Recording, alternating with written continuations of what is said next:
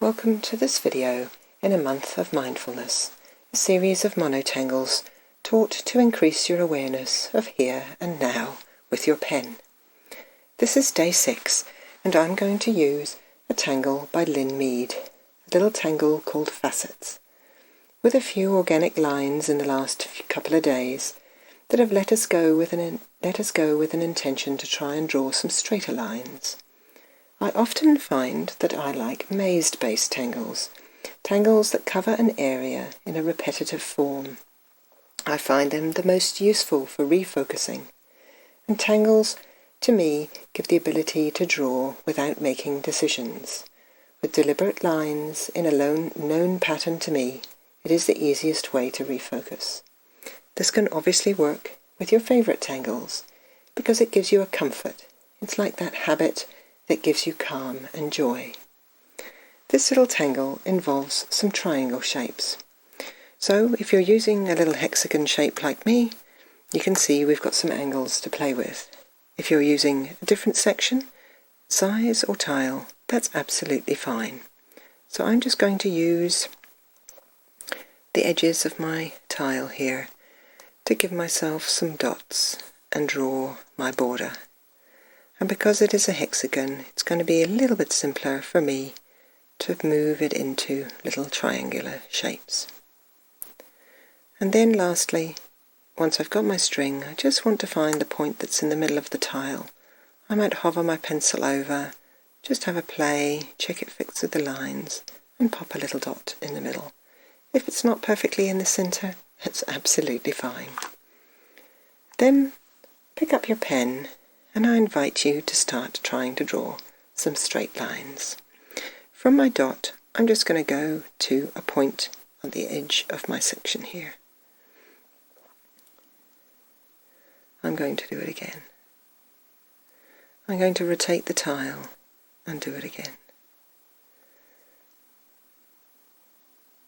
Rotating the tile or the journal or the book that you're working on makes it very easy to repeat that same repetitive stroke.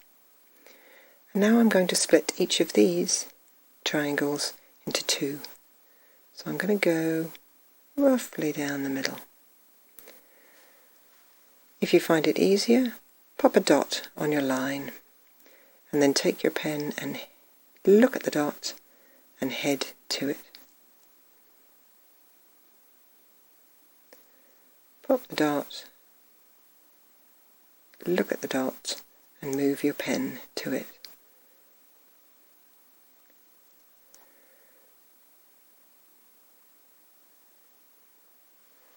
Then I need to complete my triangles this way, so I'm actually going to take my borderline and pen it in.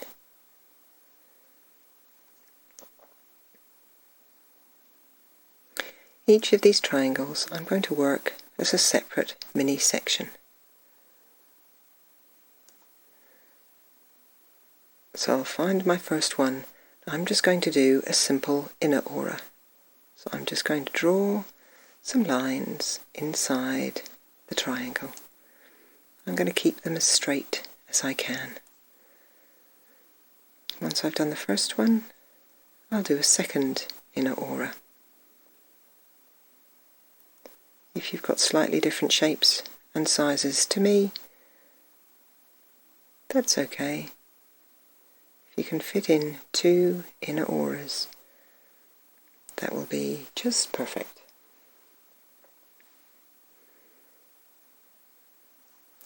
You're using the existing pen lines to tell you where to go, just auraing the line that is already there. You don't need to make the decision about where you're drawing the line. Just use the existing line as a guide, an aura. Some people prefer to move the tile around a lot and repeat the stroke in the same way each time.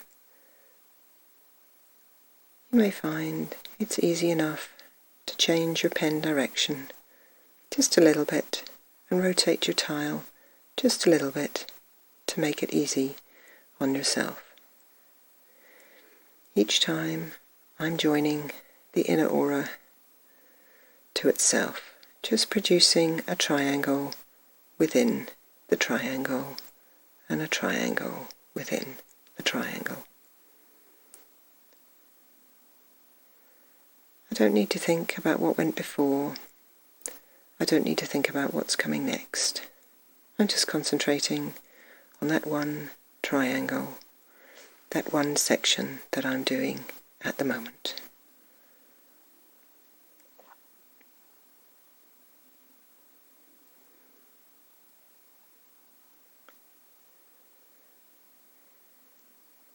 You may choose to match your breathing.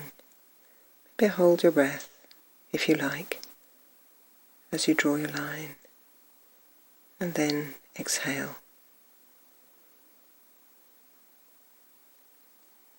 Although sometimes when I'm tangling, or I'm teaching tangling, I find that people are holding their breath a bit too long, and I have to remind them to breathe.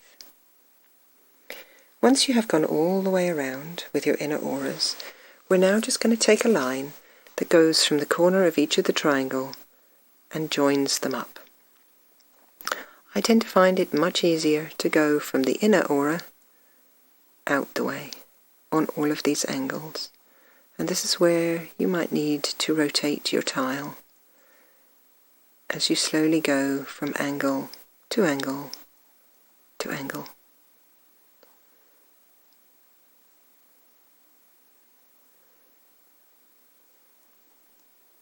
If you've managed to keep going in straight lines, well done. If you've got a little bit of a wobble on or a curve, well done.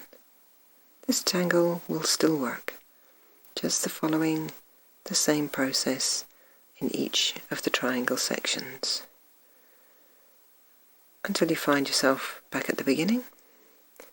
And I'm going to do the same thing with all of the ones that go into the middle as well. Joining the angle to the angle to the angle.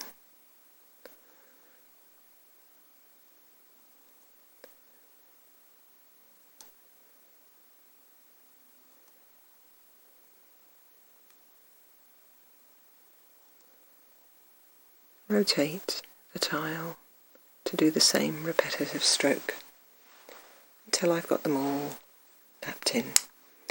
And there's a couple of ways to shading here. I'm going to choose to just add a bit of graphite where my line is busy. Where I've got a lot of ink in the middle there, I'm just going to add a little bit. I'm also going to add a little bit of shading onto the inside points of these inside triangles.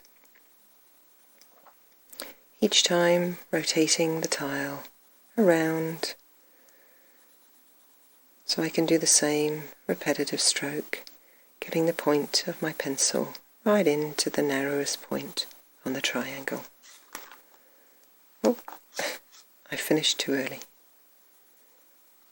Once I've got all my graphite in, I'll use my tortillon to really smoosh that graphite into the texture of the paper.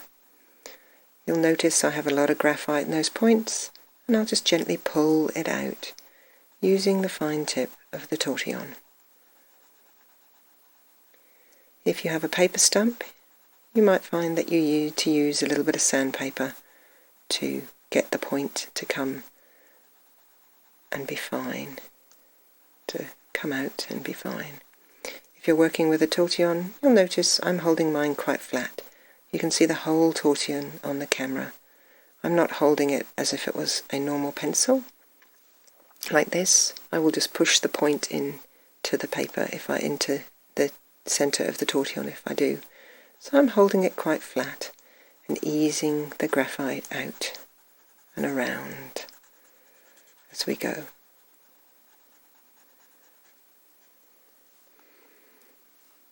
I might also just choose to pop a little bit of graphite just on one little section here around the outside edge. I'm just doing the same repetitive area each time and rotating the tile as I go. It's a lovely way when you're going around and around like this in a very repetitive tangle. When you come back to where you started, you can switch your tools and use your tortillon to pull the graphite out in the same repetitive section each time.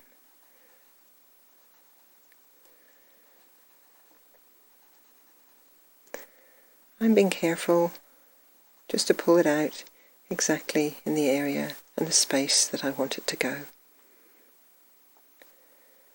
So there we have a very symmetrical facet.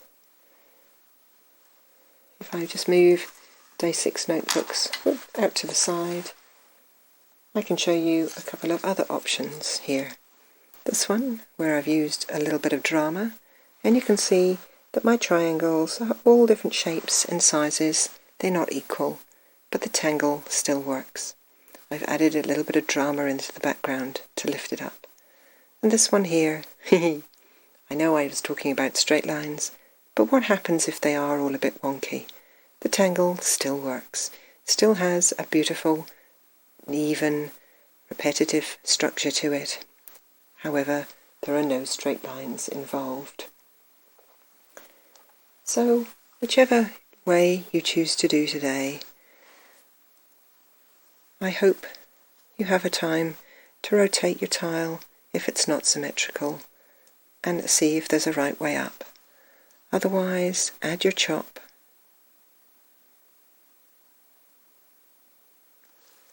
and spend a little bit of time appreciating your tile today.